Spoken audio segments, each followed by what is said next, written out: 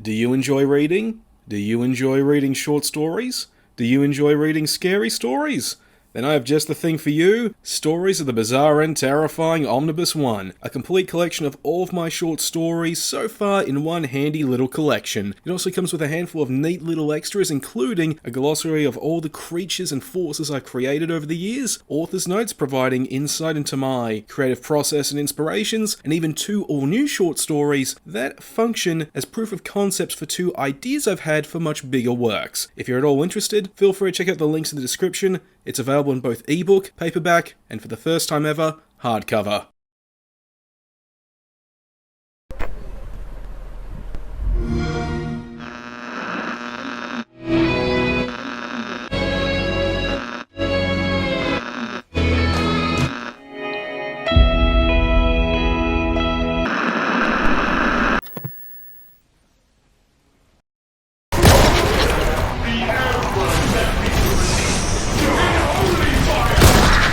You'd think this is something that would have happened ages ago. With Warhammer 40K's abundance of over-the-top violence and dark themes, the setting seemed like a match made in heaven with the high-octane and fast pace of 90s shooters. But it just didn't. We never got a Warhammer 40K shooter during that period.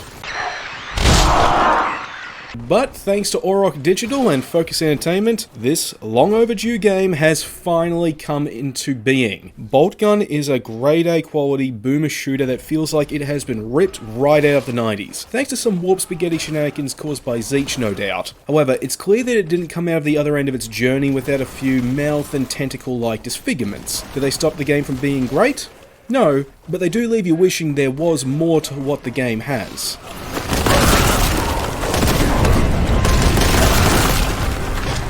First things first, this game is beautiful. I adore its retro aesthetic that faithfully recreates early 3D graphics with, well, actual 3D visuals. Crunchy, pixelated textures, bright colors, and richly detailed sprites with limited animation really make this feel like a Doom clone that could have been the Crisis of the 90s. What I liked the most was the detail on the sprites. They're so rich in their detail that it makes me wonder whether or not they're actually 2D renders of the tabletop models. You could honestly tell me that and I'd believe you. But if the default visual fidelity is too much for you, don't worry. There's a setting in the options menu that adds extra pixelation to the game for some extra crunch. Personally, I didn't feel the need to change it. I like the default pixelation of the game, but for the discerning classic Doom lover that's not too keen on anti-aliasing, you can make it look more like it's right out of the 90s than a remaster if you want that.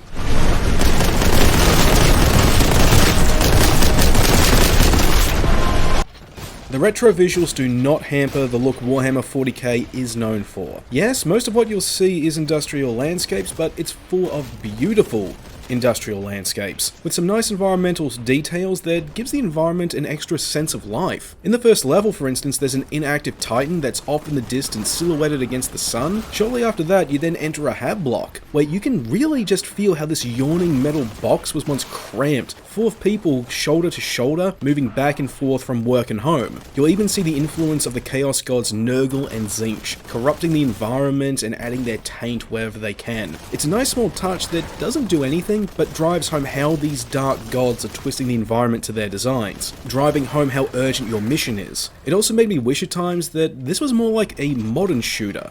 Not because I wasn't having fun, no, not at all, but just so we could get a more fleshed out narrative to really explore this planet in depth during this conflict.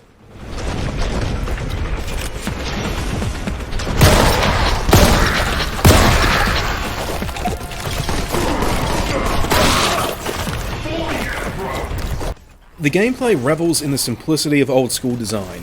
A boomer shooter through and through, but it does feature some small additions that not only set it apart, but also make you feel like a space marine. You'll hear the pounding of your feet as you charge through the environment. A small piece of sound design that does a lot to drive home just how massive these super soldiers really are with every step you take. Then there's your trusty chainsword, which is readily available as your melee weapon, and it has a neat twist attached to it. When you pull it out, time slows down, and you target the nearest enemy. Then You can charge at them and soar into them at your heart's content. However, this applies every time you use it, so this creates a nice form of projectile platforming, where you fling yourself into the air towards an elevated enemy, or to interrupt a fall and get back to safety, while also turning an enemy into mincemeat. Let me tell you, it was never not fun to abuse this to turn an enemy encounter into an impromptu game of first-person Mario with a bucket of blood. You've also got a special attack where you basically charge into enemies like a freight train made of meat and metal. I'll be honest, I actually used this one the absolute least just because I didn't find much of a need for it, but it was a nice addition nonetheless. But a better addition was the inclusion of an EOE impact from falling. It's not an attack per se, but when you fall from a high enough height, you'll actually hurt foes, and in some cases kill lower ranked ones. So all of this comes together to give the game a shallow but noticeable layer of dynamic strategy. So when you're in the thick of the action, you've got more options to come out on top than just, say, circle strafing or bunny hopping like in any other old school shooter, which is awesome.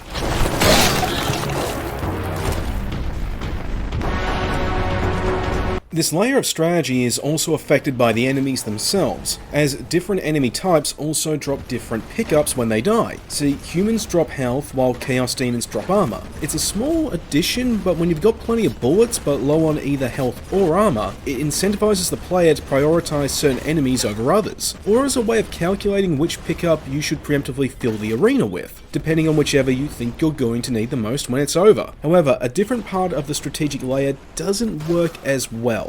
See, different weapons are more effective against specific enemies, like the Boltgun against cultists or the shotgun against Nurglings, for example, and this is indicated beside the enemy health bar with a green or red icon beside it. Green being good, red bad. The issue is that this indicator, it's just too bloody small. It's easy to miss or just straight up ignore, so you end up shooting an enemy with a weapon that's not as effective. But even then, most of the enemies aren't exactly bullet sponges, and can still be killed with a weapon that isn't ideal in a very timely fashion, undermining why this little mechanic even exists in the first place.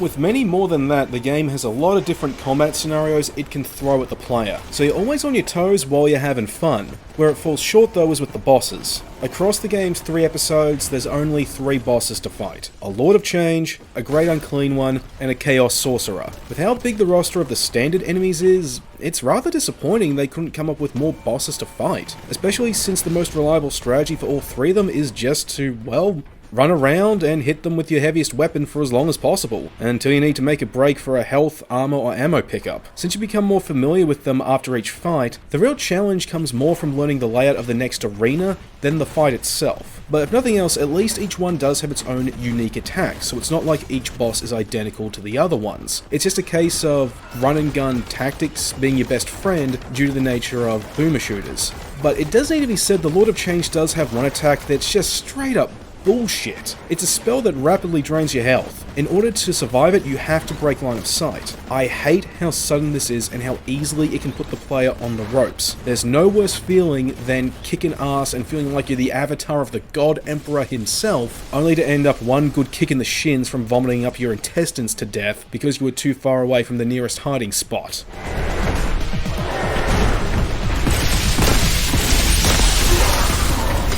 In fact, one on what's annoying as all hell, the game doesn't have a bloody auto map. What the hell? This is a cardinal sin for boomer shooters worthy of an exterminatus, especially here since the levels can be genuinely confusing to navigate thanks to the art direction. No, this isn't the case in every level, but when you're confused, you will be confused, struggling to figure out just where the hell you're meant to go with no way of getting your bearings until you accidentally trail back to the starting point. Then begin the drudgery of tracing your steps through the now empty level to finally find the exit point you couldn't earlier, all because you don't have a frickin' map. This is something the devs really need to add in an update down the line. It should be said that this is a sequel to Space Marine. The planet we're liberating is the Forge World Graia from the first game, and there are numerous references to the events of that game as well. Our main objective is securing a surviving fragment of the power source Inquisitor Drogon was experimenting with, and hell, I wouldn't be surprised if the devs even recreated some locations and I just didn't notice. Thing is, the use of Graya in these connections, there's nothing wrong with them in of themselves, it's just that they're entirely pointless. With how minimal the narrative is, and how detached the action is, the game could have used some other random planet from the lore and nothing would be different. It really feels like these connections and Graya were only added to hype people up for Space Marine 2, creating a sense of FOMO by subtly hinting that you need to play Boltgun to know the full story in that upcoming title, when we all know that's just not the case.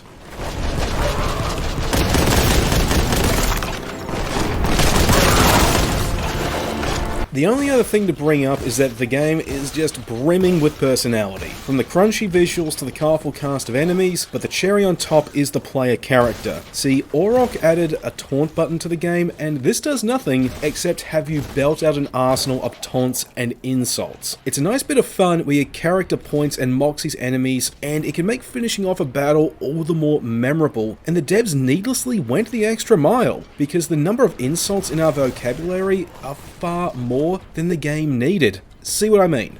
Your gods have forsaken you, traitor! For the Emperor, I am the point of his spear! I'll tear you limb from limb, purge the unclean. The guilty shall be punished. It is I. Plus, if you're idle for too long, then your character actually pulls out a copy of the Codex Astartes for some light reading, making Gilliman proud.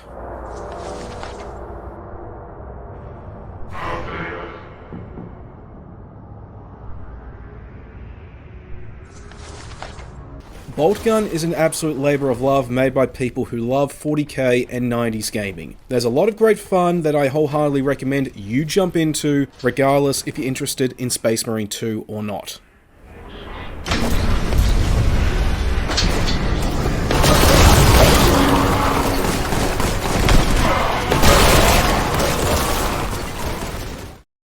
Slippin' Sweet, thank you very much for checking out my review of Boltgun. If you really liked it, by all means hit the like and the subscribe buttons, or if you're looking for something to read, check out the links in the description for my book. Now for the next game, I'm going to be taking a look at the System Shock remake, and then after that, Aliens Dark Descent. And after that, I'm actually planning to go through some games that are in my backlog for a change, just to work through some stuff. I do have some other games that are coming out later in the year I do want to review, but before they come out, I want to check out some stuff that's in my Steam library that's been, well, caking up some dust. I've got that and more coming up, so please stick around.